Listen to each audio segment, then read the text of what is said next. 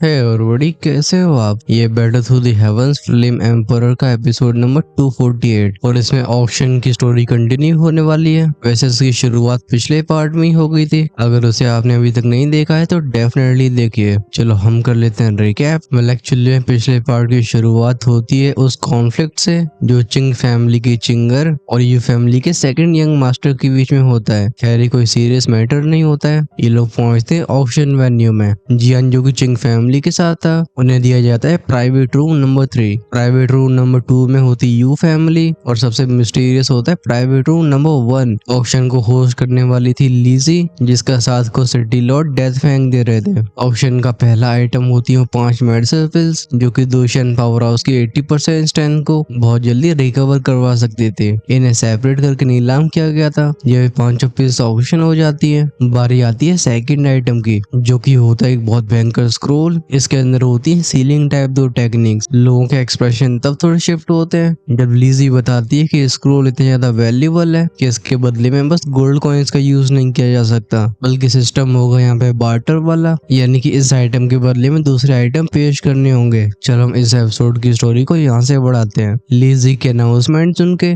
जियान भी भौं से कोड के बोलता है आइटम्स का एक्सचेंज करना। हालांकि वो 20 मिलियन गोल्ड कॉइन्स जिन्हें जियान ने अपनी 3 मेडिसिन पिल्स के बदले में हासिल किया था, उनमें से 19 मिलियन गोल्ड कॉइन्स तो उस इमोर्टल टीयर की पिल को हासिल करने में वेस्ट कर दिए गए हैं, मतलब इस्तेमाल कर दिए गए हैं। खैर जियान के पास अभी कई हाई क्वालिटी की पिल्स होती है, लेकिन तब भी उनका एक्सचेंज के रूप में इस्तेमाल करना जियान अपने दिल में इसकी वजह से थोड़ा दर्द महसूस करता है। आखिरकार उसके पास जो ट्रेयर्स होते हैं वो भी एक्सेप्शनली रेयर थे। हालांकि वो यहाँ पे उस प्रोटोटाइप पिल का इस्तेमाल कर सकता था जो इमोर्टल मास्टर क्रेजी वुड के ड्यून से मिली थी। ये होती इमोर्टल रैंक की प्रोटोटाइप पिल, लेकिन जियान ने इसका इस्तेमाल सोच रखा था फाइल आइटम के लिए। और जिस तरीके से ऑक्शन के सेकंड आइटम में साफ तौर पे इससे भी वैल्यूबल चीजें मौजूद होंगी। अपने दिमाग में चीजों को कैलकुलेट करते हुए जियान के एक्सप्रेशन फ्लक्चुएट हो रहे थे और इस करके बोलता है क्या बैड लक है। अगर मैं सीलिंग फाइटिंग स्किल को हासिल कर पाता हूँ तो मैं इसके साथ होली फ्लेम की पावर को कंबाइन करके वो मेथड हासिल कर लूंगा जिसकी वजह से 2 स्टार दोशान के नीचे मुझे कोई छू नहीं सकेगा। जब चिंगवेन उसके इमोशंस को सेंस करता है वो हंस के बोलता है ही ब्रदर जियान डोंट वरी, ये सीलिंग स्किल हाईली वैल्यूबल है। आई एम श्योर कई मोटी जेबों वाले लोग इसके ऊपर ट्राई मार रहे होंगे। चलो पहले देखते हैं आखिर होने क्या वाला है। जियान नोट करके वापस से अपनी चेयर पे बैठ जाता है। उसकी आंखें लॉक हो जाती हैं ऑक्शन स्टेज के ऊपर। वो भी जानना चाहता था कि ये टेक्निक आखिर किसके हाथ में लगने वाली है। और सरप्राइज की बात ये होती है कि चिंग ले और यू फैमिलीज में से इस टेक्निक के ऊपर कोई भी बिड नहीं करता है। अपनी प्राइवेट रूम में मौजूद चिंगमिंग जो चिंग फैमिली के हेड होते हैं वो भी किसी भी रिएक्शन को नहीं दिखा रहे थे। ऐसा माहौल जियान की जिज्ञासा और बढ़ा देता है। आखिर वो कैसी चीजें होंगी जो इन 2 स्टार दोशान लेवल के एक्सपर्ट्स को भी तरफ आकर्षित कर पाएंगे। तभी प्राइवेट रूम नंबर 10 में से एक आवाज बाहर आई थी। एक नौजवान की आवाज होती है। वो कहता है 6 एम्पर ग्रेड की पिल्स, ये रैंक 3rd हेवन लेवल की पिल्स है। ये बंदा और कोई नहीं बल्कि घोस्ट किंग सिटी के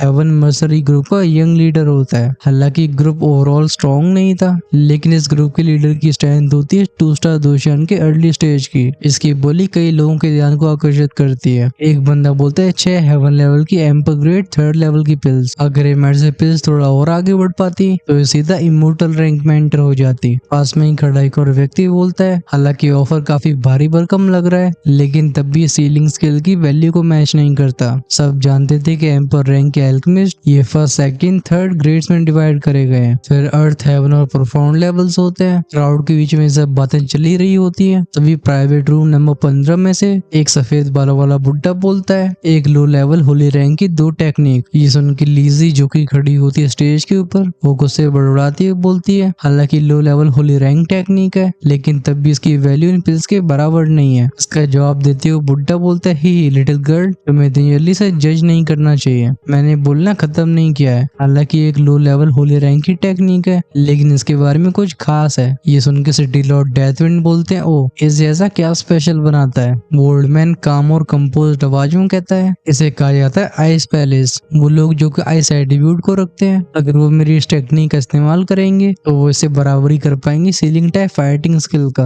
एक बार इस टेक्निक को मास्टर करने पे अपने दुश्मन को ऐसे आइस पैलेस में फंसाया जा सकता है जो उसे बहुत भारी नुकसान पहुंचाएगा। ऐसा होने पे दुश्मन की स्ट्रेंथ आधी हो जाएगी। हालांकि इस टेक्निक की रेंज लिमिटेड है, लेकिन तब भी इसकी पावर को अंडरएस्टिमेट नहीं किया जा जा सकता। एक्सप्लेनेशन को सुन के डेथविंड अपने चेहरे पे सरप्राइज दिखाते हैं। वो कहते हैं तो कल्टिवेशन मेथड एक्चुअली में से इफेक्ट को भी रखता है। सब जानते थे कि जब दो टेक्निक्स पहुंच जाती हैं होली रैंक में, ये अपने अंदर कुछ मिस्टीरियस पावर्स को जगा सकती हैं। साफ तौर पे आइस पैलेस टेक्निक उनमें से एक है। वो वाइटी और ओल्डमैन जस्ट अपनी दाढ़ी को खुजा के अपने चेहरे पे प्राउडफुल एक्सप्रेशन दिखा रहा था। इसी मोमेंट में रूम नंबर 19 में से एक और आवाज आई थी। आवाज कहती, मेरे पास है फर्स्ट रैंक इमोर्टल सोर्ड। जब जैन दूसरी स्टेज में था तो इमोर्टल सोर्ड उसके पहुंच से बाहर होती है, लेकिन अब दोशान स्टेज में एंटर करने के बाद वो जान चुका था कि दुनिया में बस 108 इमोर्टल सोर्ड्स ही नहीं है। ग्रेट 1000 वर्ल्ड में इमोर्टल सोर्ड्स को 9 रैंक में बांटा गया है। इनमें से हर एक रैंक इमोर्टल रैंक की कल्टिवेशन लेवल को बताती है। उदाहरण के तौर पे ये फर्स्ट रैंक की इमोर्टल सोर्ड एक 1 स्टार दोशान के लिए सूटेबल होगी। एक और बंदा हल्की आवाज में बिड करता है। वो कहता है, मैं बोली लगा रहा हूँ 4 एम्पर ग्रेड की पिल्स की और ये 3rd ग्रेड की पिल्स हैं। साफ तौर पे अब तक जैसी बोलियां लग चुकी थी उसकी वजह से बंदा अंडर कॉन्फिडेंट फील कर रहा होता है। इन बोलियों का सिलसिला कुछ और देर तक चलता रहता है। फिर सुनाई देती लीजी की आवाज। वो अनाउंस करती है, एवरीवन, इतनी जल्दबाजी की आवश्यकता नहीं है। हम कुछ समय की डिस्कशन के बाद डिसाइड करेंगे कि सीलिंग फाइटिंग स्किल किसे मिलेगी। ये कहती डेथविंड और लीजी दोनों गायब हो जाते हैं। हम देखते हैं कुछ समय की बात का नजारा। ये दोनों अपीयर हो जाते हैं स्टेज के ऊपर। सिटी लॉर्ड डेथविंड हंस के अनाउंस करते हैं, आप सभी की बिट्स को ध्यान से परखने के बाद हमने डिसाइड किया है कि सीलिंग फाइटिंग स्किल जाएगी नंबर 10 रूम नंबर को। साफ तौर पे सिटी लॉर्ड को वो मेडिसिन पिल्स ज्यादा प्रैक्टिकल लगी। ऑल्दो आइस पैलेस टेक्निक भी काफी सही होती है, लेकिन उसका इस्तेमाल बस आइस एटीट्यूड वाले कल्टिवेटर से ही कर सकते थे, जो उसकी कीमत को थोड़ा कम कर देती है। जियान बोलता है, रूम नंबर 10। पास की सीट में बैठे पेट्रियार्क चिंगमिंग कहते हैं, ये प्राइवेट रूम नंबर 10 वाला हैमर मर्सनरी ग्रुप का यंग मास्टर है। इसकी स्ट्रेंथ 1 स्टार दोशान की मिड स्टेज तक पहुंच चुकी है और कहा जाता है इसका टैलेंट अपने फादर से भी आगे है। जियान पूछते हैं, हेवन मर्सनरी ग्रुप की स्ट्रेंथ कैसी है। चिंगमिंग बताते हैं उसके लीडर के बारे में, जो of course early stage 2 star दोशान था। इसके अलावा 3 होते हैं 1 स्टार दोशान के लेट स्टेज पे,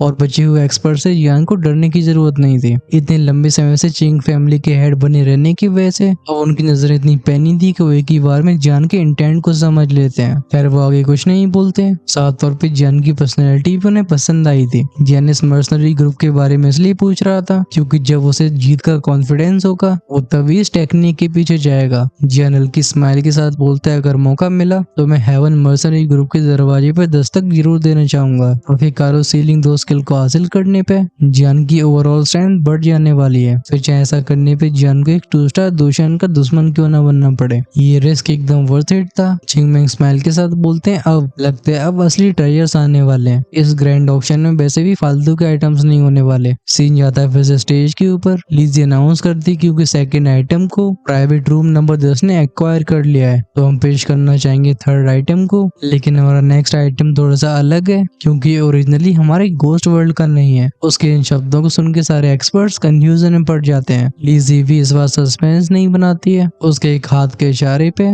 ऑक्शन स्टेज के बीचों बीच में कुछ सीढ़ियां अपीयर होती हैं, जिनके नीचे खड़े होते हैं 4 भारी भरकम से व्यक्ति। इन चारों ने एक ऑब्जेक्ट को घेर रखा था, फिर इसे लेके ऊपर की तरफ आने लगे थे। इस ऑक्शन आइटम की चौड़ाई कई फीट की होगी और एक स्क्वायर शेप का था, लेकिन सफेद रंग के कपड़े से ढके होने की वजह से लोग इसे देख नहीं पाते। जब 4 लोग इस आइटम को नीचे रखते हैं गूंजती है बैंक की आवाज। अब तक इन चारों की भी सांसें फूल गई थी। ये हफ हफ करते हुए अपने पसीने को पहुंचते हैं। लीजी ने जाने के लिए बोलती है, लेकिन लोगों का ध्यान इनके ऊपर नहीं होता। वो ध्यान दे रहे होते हैं उस बड़ी सी चीज के ऊपर। एक बंदा कहता है, आखिर ये कैसी चीज है। जैसे इन चारों की स्ट्रेंथ सेंस हो रही है, साफ तौर पे इन चारों के लिए हजारों पहाड़ों को उठाना कोई बड़ी बात नहीं होनी चाहिए थी, लेकिन तब भी इनकी ऐसी हालत हो गई है। और इस चीज को सफेद कपड़े ने क्यों ढक रखा है। आगे आते हुए डेथविंड बोलते हैं, एवरीवन, मैं आपको इसके बारे में और गैस करने के लिए नहीं छोड़ूंगा, लेकिन इस आइटम की इम्पोर्टेंस की वजह से मुझे कुछ और प्रिकॉशंस लेने होंगे। ये कहती वुश के साउंड के साथ उनकी बॉडी में से रिलीज होती है वो सिल्वर एनर्जी। ये चकाचौंध करने वाली सिल्वर इमोर्टल पावर उस अनजाने आइटम के ऊपर एक बैरियर बना लेती है। ये बैरियर इतना ताकतवर होता है कि इसके आर पार एक दूसरा दोशान भी नहीं जा पाएगा। कुछ एंसीज को कंप्लीट करने के बाद डेथविंड अपनी पेन नजरों से चारों तरफ देखते हैं। फिर वो एक चुटकी बजाती हुए बोलते हैं, अब मैं आपके सामने पेश करता हूँ इस आइटम को जिसे इस दुनिया में बहुत कम बार देखा गया है। उनके से सारे से सफेद रंग का कपड़ा उस आइटम के ऊपर से हट जाता है। जब फाइनली वो आइटम सबकी नजरों में आया था, लोग एकदम स्पीचलेस हो जाते हैं। वो कहते हैं, ये स्टेज के ऊपर रखी हुई चीज कई मीटर ऊंची थी और इसे एक केज ने ढक रखा रखा होता है जो कि लोहे से बना लग रहा था। हम उस केज के अंदर एक मैसिव रेड क्रिस्टल को देख सकते हैं। ये बेसिकली एक पहाड़ी ऐसी लग रही होती है, खासकर इसे देखने पे ऐसा लगता है जैसे इसके अंदर लावा बह रहा हो। इस पूरे क्रिस्टल में कई नसें जैसी चीजें फैली होती हैं, जब उन नसों में से लिक्विड बहता है इस हॉल में मौजूद सभी लोगों की धड़कनें थम जाती हैं। सीन जाता है प्राइवेट रूम नंबर 1 की तरफ। वो मिस्टीरियस ब्लैक रोड पर्सन जो कि अब तक शांत नजरें बनाए हुए था,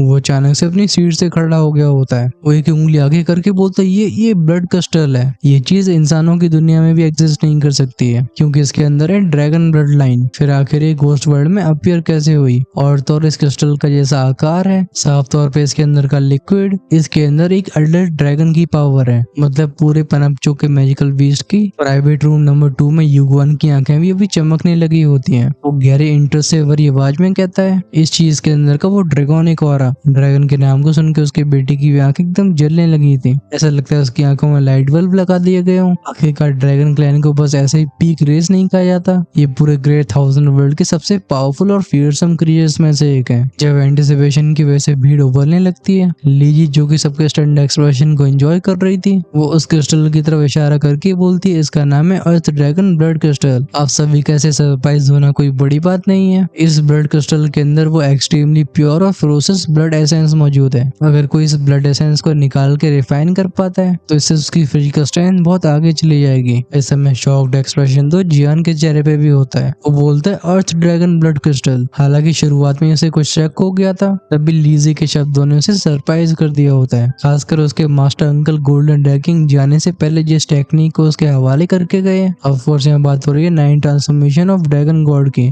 जियान तब से ऐसी चीजों को ढूंढने की कोशिश कर रहा था जो उसे इस टेक्निक को कल्टीवेट करने में हेल्प कर सके। जब उसने 9 ट्रांसफॉर्मेशंस ऑफ ड्रैगन गॉड को समझने की कोशिश करी, उसे एहसास होता है कि इसके अंदर कैसे इमेंस पावर छिपी हुई है। ये उसके लिए भी एक सरदर्द बन चुका था। उस टेक्निक की इन्फॉर्मेशन को पढ़ने के बाद जियान समझ जाता है कि उसे पहले कुछ चीजों को इकट्ठा करना होगा और उन चीजों में से सबसे ज्यादा क्रूशियल होता है ड्रैगन ब्लड। तो भी प्रिसाइज उसे जरूरत है ड्रैगन ब्लड एसेंस की। ब्लड एसेंस किसी के भी जीवन का स्रोत होता है। ऑफ कोर्स ये ड्रैगन के लिए भी लागू होता था। जब उसके दिमाग में विचार चल रहे होते हैं, उसके माइंड में गूंजती सोलिटर लॉर्ड की आवाज। वो कहते हैं लड़के, तो जो सोच रहा है उसके बारे में सोचने की जरूरत नहीं है। सोलिटर लॉर्ड के इन शब्दों को सुनकर जियान की भौहें सिकुड़ जाती हैं। वो पूछते हैं सीनियर ऐसा क्यों? सोलिटर लॉर्ड बहुत ही सीरियस आवाज में कहते हैं हालांकि मैं सेंस कर पा रहा हूँ कि तुम्हारी फिजिकल स्ट्रेंथ और इंसानों से कई लेवल्स ऊपर जा चुकी है, तभी ट्रू ड्रैगन ब्लड तुमसे हैंडल नहीं होने वाला। मैं यहाँ पे तुम्हारी इंसल्ट नहीं कर रहा हूँ। अगर मैं सच बोलूँ तो अपनी पीक कंडीशन में भी मेरी प्योर ड्रैगन ब्लड को ऑब्जर्व करने की हिम्मत नहीं होती। ऐसा मैं क्यों कह रहा हूँ तुम्हें काफी जल्दी समझ में आएगा।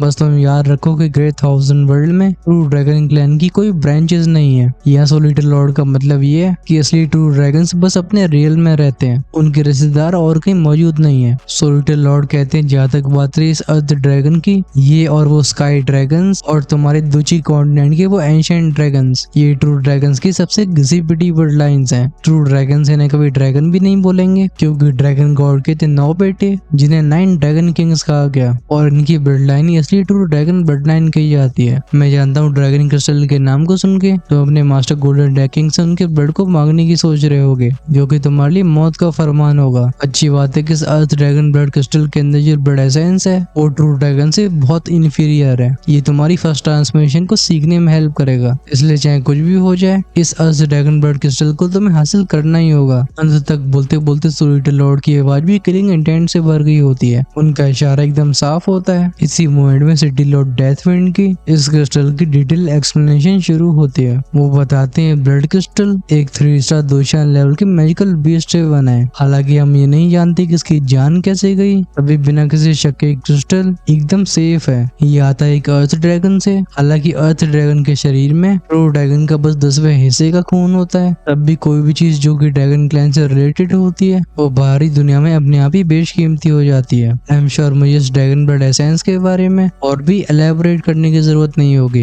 अभी सारे प्राइवेट रूम्स के एक्सपर्ट्स उस क्रिस्टल को बहुत ज्यादा ध्यान से देख रहे होते हैं। एंशिएंट टाइम से ड्रैगन क्लैन दुनिया के पीक पे खड़ा हुआ है। खासकर उनके खून को हासिल करना ऑलमोस्ट इम्पॉसिबल होता है। हालांकि लोग खून के लिए असली ड्रैगन को मार नहीं सकते थे क्योंकि उसे फिर बदले का सामना करना पड़ता पूरी ड्रैगन रेस का। अच्छी बात है कि अर्थ ड्रैगन का ब्लड है जो ब्लड लाइन के मामले में असली ड्रैगन से हजारों कदम पीछे है। वैसे तो कल्टीवेशन की दुनिया बहुत ज्यादा वैरायटी से भरी होती है जहाँ अलग अलग रास्ते मौजूद थे, तब भी सबसे ज्यादा कठिन रास्तों में से एक कहा जाता है बॉडी फोर्जिंग। आखिरकार फिजिकल स्ट्रेंथ को बढ़ाना ये बहुत ग्रूलिंग प्रोसेस होता है। इसके लिए बहुत ज्यादा दर्द सहने पड़ते हैं। खासकर इस वजह से ड्रैगन ब्लड क्रिस्टल अपनी शारीरिक क्षमता को बढ़ाने वाले लोगों के लिए एकदम बेशकीमती खजाना हो जाता है। लोगों के दिमाग में बस एक सवाल था, वो ये होता है कि सिटी लॉर्ड डेथविंड का क्या दिमाग घूम गया है? वो एक्चुअली में ऐसे ट्रेजर को ऑक्शन कर रहे हैं। अगर हॉल में मौजूद किसी के हाथ में भी ऐसा ट्रेजर लग जाता है तो वैसे सीक्रेट बना के रखने के लिए कुछ भी करने के लिए तैयार हो जाएगा।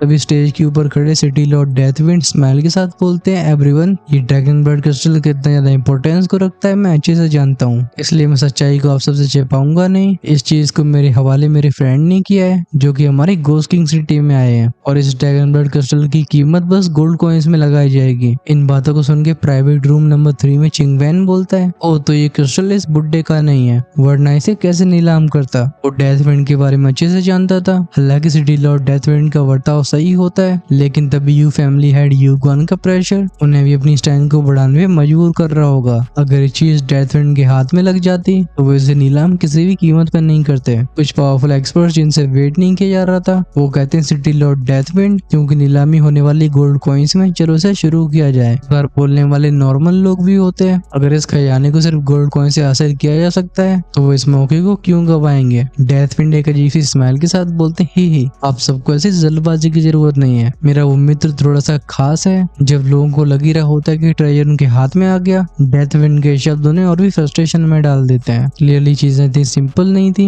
डेथविंड कहते हैं, आई एम श्योर आप सभी को पता होगा कि हमारी घोस्ट किंग सिटी आती है यिन हेंटियन के अंदर, और लीसोल टेरिटरी के अंदर भी यिन हेंटियन टॉप रैंकिंग में आता है। हमारा शहर यिन हेंटियन की ईस्टर्न पार्ट में है और बहुत जल्दी ईस्टर्न कॉन्टिनेंट टूर्नामेंट शुरू होने वाला है। वो लोग जो कि ईस्टर्न कॉन्टिनेंट टूर्नामेंट में अच्छा परफॉर्म करेंगे उन्हें सिर्फ काउंटलेस ट्रेजर्स ही नहीं मिलने वाले हैं, बल्कि वो इससे भी ऊपर के ग्रैंड इवेंट में पार्टिसिपेट कर पाएंगे, जिसे हम जानते हैं 4 कॉन्टिनेंट टूर्नामेंट, और इसका बंदोबस्त करने वाली होती है लीसोल टेरिटरी। यही मेरा फ्रेंड है एक मर्चेंट, और वो जहाँ जा रहा है वो ईस्टर्न कॉन्टिनेंट का कोर रीजन है, मतलब एकदम बीच का एरिया। क्योंकि अभी वो गुजर रहा है हमारी घोस्ट किंग सिटी से, उसने ऑक्शन के लिए हमें यह आइटम दिया, लेकिन बदले में उसे एक एल्केमिस्ट चाहिए जो कि उसके साथ जा पाए। इस जर्नी के दौरान उस एल्केमिस्ट को अच्छे से प्रोटेक्ट किया जाएगा। बस उस एल्केमिस्ट को क्रिटिकल मोमेंट्स पे सोल टाइप अटैक्स का सामना करना होगा। इसलिए हालांकि earth dragon blood crystal gold coins में नीलाम हो रहा है, लेकिन इसे बस एक एल्केमिस्ट ही जीत सकता है। यहाँ तक बोलते बोलते डेथविंड अचानक से रुक जाते हैं। वो स्माइल के साथ चारों तरफ देखते हैं, फिर अपने हाथ से आगे इशारा करते हुए बोलते हैं, इसलिए सारे रिस्पेक्टेड एल्केमिस्ट जो कि यहाँ मौजूद हैं वो प्लीज आगे आइए। जब लोगों को पूरा मैटर समझ में आता है, लोग गुस्से, फ्रस्ट्रेशन और शौक से भरी आवाज में कहते हैं, क्या? सबका एहसास हो चुका था कि सिटी लॉर्ड डेथविंड कर क्या रहे हैं। सिटी लॉर्ड डेथविंड ने पहले इस क्रिस्टल की वजह से सबके ध्यान को अपनी तरफ खींच लिया। फिर वो अनाउंस करते हैं उस कंपटीशन के बारे में। बात ऐसी थी कि घोस्ट किंग सिटी लीसोल टेरिटरी की सबऑर्डिनेट टेरिटरी है। टेरिटरी का मतलब बेसिकली इलाका होता है। इतनी बड़ी जगह में अनगिनत फैक्शंस मौजूद होते हैं। ये रेगुलरली टूर्नामेंट्स करवाया करते थे जिसे नए उभरते हुए सितारे ऊपर आए। लीसोल टेरिटरी को कई हिस्सों में बांटा गया होता है। इनमें कई स्ट्रॉन्ग तो कई वीक होती है। वहीं पे यिन हेंटियन ये आता है सबसे जरूरी हिस्सों में से, और एक घोस्ट किंग सिटी अंडर आती है यिन हेंटियन के। यिन हेंटियन का काम होता है उन नौजवानों को इकट्ठा करना जो सच में टैलेंट को रखते हैं, जिसे नया खून जा सके लीसोल टेरिटरी के हेडक्वार्टर्स में। इंजीनियर्स को चुना जाता है 4 कॉन्टिनेंट टूर्नामेंट से, और 4 कॉन्टिनेंट टूर्नामेंट में भाग लेने के लिए अपने रीजन के टूर्नामेंट को जीतना होता है। जो लोग इन टूर्नामेंट्स में अच्छा परफॉर्म कर पाते हैं वो लीसोल रीजन के कोर का हिस्सा बनते हैं और एंजॉय करते हैं अनइमेजिनेबल बेनिफिट्स को। सिटी लॉर्ड भी इस खबर को ध्यान से सुन रहे थे। वो जियान से कहते हैं, जियान तुम्हें इस ईस्टर्न कॉन्टिनेंट को जरूर जीतना होगा। फिर उस 4 कॉन्टिनेंट टूर्नामेंट में कम से कम तुम्हें टॉप 3 रैंक्स लानी होंगी। तभी लीसोल टेरिटरी के जो हाई लेवल के एक्सपर्ट्स हैं तुम उनके संपर्क में आ पाओगे, और वो पल होगा जब तुम उस होली फ्लेम की तरफ अपने कदम बढ़ा सकते हो, जिससे तुम्हारी लिटिल लवर दोबारा जिंदा हो सके। जियान भी इसका महत्व अच्छे से जानता था। वो नॉड करता है, क्योंकि जब तक इन 4 टूर्नामेंट्स में अच्छा परफॉर्म नहीं करता है उसका ऐसी हार्ट ब्रोकन फ्लेम को हासिल करने का सपना ही रह जाएगा। फाइनली फ्लैशबैक खत्म होता है और उसके कानों में जाती हैं लोगों की अचंभे से भरी आवाजें। लोग चिल्ला के बोल रहे थे, क्या डैम इट, अगर इसे सिर्फ एल्केमिस्ट ही क्यों हासिल कर सकते हैं। घोस्ट वर्ल्ड में एल्केमिस्ट वैसे भी रेयर होते हैं। इसे हम ऐसे समझ सकते हैं कि घोस्ट किंग सिटी के इतने बड़े होने के बाद भी यहाँ कोई ऐसी जगह नहीं थी जहाँ पे एल्केमिस्ट को पाया जा सके। अभी प्राइवेट रूम नंबर 4 में ली फैमिली के हेड लेली भी खुद को शांत नहीं रख पाते हैं। वो बोलते हैं सिटी लॉर्ड, इस नीलामी के लिए सिर्फ एल्केमिस्ट को अलाउ करना क्या ये कुछ ज्यादा ही हार्श नहीं है? ले फैमिली की thunder based cultivation technique physical refinement के ऊपर झुकाव रखती थी। अगर वो उस ड्रैगन ब्लड क्रिस्टल को हासिल कर पाते हैं तो पूरी ले फैमिली की स्ट्रेंथ बढ़ेगी। ले फैमिली हेड के साथ और भी लोग रिक्वेस्ट करने लगते हैं। वो कहते हैं हाँ सिटी लॉर्ड, आपकी रिक्वायरमेंट कुछ ज्यादा ही है। एक और औरत बोलती है एग्जैक्टली, आखिरकार हम घोस्ट किंग सिटी के सिटीजन्स हैं, इसलिए नीलामी पब्लिक के लिए खुली होनी चाहिए, जिसमें सबसे ऊंची कीमत लगाने वाला जीतेगा। सिटी लॉर्ड इन सभी को बोलने से टोकते नहीं है, वो चुपचाप से स्माइल के साथ सबको सुनते रहते हैं। फिर जब लोगों के गले सूखने लगे थे वो ही करके बोलते मेरा फ्रेंड बहुत पावरफुल है और मैं भी उसके डिसीजन के खिलाफ नहीं जाना चाहूंगा। जब एक 2 स्टार दोशान पीक लेवल का एक्सपर्ट भी ये कहे, साफ तौर पे उस फ्रेंड की स्ट्रेंथ 3 स्टार दोशान की ऊपर ही होगी। एहसास करके लोगों के मुंह लटकने लगते हैं। नेगोशिएशन का कोई पॉइंट नहीं रह गया था। डेथविंड सबके एक्सप्रेशंस को चेक करने के बाद बोलते हैं कोई भी जो किसके लिए बिड करना चाहे वो प्लीज आगे आए, लेकिन पहले हम उसके एल्केमिस्ट मेडल को देखेंगे। सिटी लॉर्ड डेथविंड के शब्द चारों तरफ एक शांति को फैला देते हैं। लोग एक दूसरे के चेहरों को देखने लगे थे। ये शांति कुछ और समय तक रहती है, तभी आवाज गूंजती है प्राइवेट रूम नंबर 11 में से। एक ब्यूटीफुल सी वुमेन अपने मेडल को उठा के बोलती है तो क्या मैं भी ट्राई कर सकती हूँ? इसके मेडल पे एक बड़ा सा एम्पर कैरेक्टर छपा होता है। इसे एक स्टार की चारों तरफ होती है गोल्डन लाइन। इस मेडल को देख के डेथविंड भौं से कुड़ के बोलते हैं एक फर्स्ट ईयर एम्पर एल्केमिस्ट। सच्चाई ये थी कि उनका वो क्लोज फ्रेंड अब तक कई सोल बेस्ड परेशानियों का सामना कर चुका होता है। वो इस ब्लड क्रिस्टल का इस्तेमाल करके एक अच्छी कैलिबर के एल्केमिस्ट को ढूंढना चाहता था। तभी एल्केमिस्ट की स्ट्रेंथ इतनी कम भी नहीं होनी चाहिए। डेथविंड एक रिस्पेक्ट से भरी आवाज में कहते हैं honoured first year emperor grade alchemist, आप अभी अपनी जर्नी की शुरुआत में हो। अफसोस की बात है कि हमें जिस एल्केमिस्ट की तलाश है वो कम से कम सेकंड ईयर एम्पर से ऊपर होना चाहिए। ये सुन के रूम नंबर 11 वाली औरत शांत हो जाती है। उसने अपने फेवर को फिर से ढक लिया होता है। स्टेज के ऊपर खड़ी लीजी भी अपनी प्यारी निगाहों से चारों तरफ के प्राइवेट रूम्स को स्कैन कर रही होती है। वो कहती है सिटी लॉर्ड, अगर इस भीड़ में कोई एल्केमिस्ट मौजूद नहीं होता है तो इससे पहले वो अपने शब्दों को कंप्लीट कर पाती। प्राइवेट रूम नंबर 1 का वो ब्लैक रोड मैन फाइनली खड़ा होके बोलता है क्योंकि तुम में से कोई क्वालिफाइड एल्केमिस्ट नहीं है तो ये ड्रैगन ब्लड क्रिस्टल नेचुरली मेरा होगा। मैं ऑफर करता हूँ 11 मिलियन गोल्ड कॉइन्स। इस बंदे की बात को सुन के जियान जो कि चुपचाप से बैठा होता है उसने अपने हाथों को क्लेंज कर लिया था। बात ऐसी होती है कि दूसरी कॉन्टिनेंट में आने के बाद उसने कभी अपने एल्केमिस्ट मेडल को दिखाया नहीं था। वैसे जियान के पास एम्पर फर्स्ट रैंक का हेवन ग्रेड का मेडल होता है, तभी यहाँ पे डिमांड है सेकंड ग्रेड के एल्केमिस्ट की। प्राइवेट रूम नंबर 1 से उस आवाज को सुन के डेथविंड की आंखें भी नैरो हो गई थी। ये बंदा ऑक्शन के शुरू होने से जस्ट पहले आया होता है और उसके पास यून हंटियन का एक पावरफुल टोकन था। इवन सिटी लॉर्ड डेथविंड को भी इसके बारे में कुछ खास पता नहीं होता, लेकिन जब भी वो याद करते हैं इस बंदे के ऑरी को उन्हें बहुत अजीब सा महसूस होता है। फाइनली इस मोमेंट में जियान भी मन बना के खड़ा हुआ था। उसकी उंगली के एक इशारे पे हम उसके मेडल को फ्लैश होते हुए देखते हैं। जियान कहता है आई वंडर क्या नीलामी के लिए मेरा ये मेडल काम करेगा। उसके मेडल पे होता है 5 पॉइंट्स वाला स्टार जिसे घेर रखा होता है 300 नरी लाइंस ने। इस मेडल को देख के डेथविंड कहते हैं एक heaven grade emperor rank first year alchemist. फिर वो साय करके बोलते हैं तुम्हारी रैंक हाई है लेकिन तब भी हमारी रिक्वायरमेंट से थोड़ा नीचे रह जाता है। जियान फिर से बोलता है हालांकि मैंने अपनी एल्केमी स्किल्स को बहुत समय से चेक नहीं करवाया है, लेकिन ये कहते ही जियान के शरीर में से एक इनविजिबल रिपल फैलती है। क्रैक क्रैक क्रैक के साउंड के साथ प्राइवेट रूम नंबर 3 से होकर चारों तरफ स्पीड डिस्टॉर्ट होने लगता है। जब प्राइवेट रूम नंबर 11 वाली लड़की इस सोल पावर को सेंस करती है उसने सलाइवा को गटक लिया था। वो कहती है स्ट्रेंथ ये एक एम्पर थर्ड रैंक के एल्केमिस्ट के पीक पे पहुंच चुकी है। इस समय डेथविंड के एक्सप्रेशंस भी चेंज हुए थे और उनका चेहरा शॉक से भर गया होता है। फिर वो खुद को शांत करके रिस्पेक्टफुल आवाज में कहते हैं रिस्पेक्टफुल एल्केमिस्ट, अगर आप इस आइटम में इंटरेस्टेड हो तो जरूर बिड कर सकते हो। जियान बोलता है 20 मिलियन। ये प्राइवेट रूम नंबर 1 वाले ब्लैक रोड मैन के प्लान्स इस तरीके से खराब हुए थे। बूम के साउंड के साथ उसकी बॉडी से ऑरा इरप्ट हुआ था। हालांकि अभी उसकी स्ट्रेंथ छिपी होती है लेकिन इस ऑरे में साफ तौर पे किलिंग इंटेंट भरा होता है। वो जियान की तरफ देख के गुर्रा के बोलता है चौसा है। इसी इवेंट में सिटी लॉर्ड डेथविंड अपने पैर को जमीन पे पटकते हैं। बडम बडम की 2 आवाजों के साथ वो भी रिलीज करते हैं अपने ऑफरेसिव वॉरी को जिसे ब्लैक रोड मैन का ऑरा दब गया होता है। सिटी लॉर्ड डेथविंड बोलते हैं सर आपको हमारे घोस्ट किंग सिटी के नियमों की रिस्पेक्ट करनी होगी। हालांकि अभी उस ब्लैक रोड मैन का एक्सप्रेशन दिखाई नहीं दे रहा था लेकिन उसकी वो चमकती हुई आंखें जहर उगल रही होती हैं। वो जियान को घूरने के बाद बोलता है 30 मिलियन। जियान कहता है 40 मिलियन। वो बंदा कहता है 50 मिलियन। जियान स्माइल के साथ बोलता है 80 मिलियन। ये होती है फाइनल प्राइस। उस ब्लैक रोड मैन के हाथों में से क्रीक क्रीक की आवाजें सुनाई देती हैं। वो जियान से बोलता है लड़के तू सच में में रूथलेस है। फिर वो वापस से अपनी सीट पे बैठ गया था। कुछ समय के बाद इस हॉल में डोंग डोंग डोंग की 3 आवाजें गूंजती हैं। उस सिल्वरी हैमर जो कि लकड़ी से बना हुआ था 3 बार टेबल में टैप टैप किया जाता है। इसी के साथ वो ड्रैगन ब्लड क्रिस्टल हो गया था जियान का।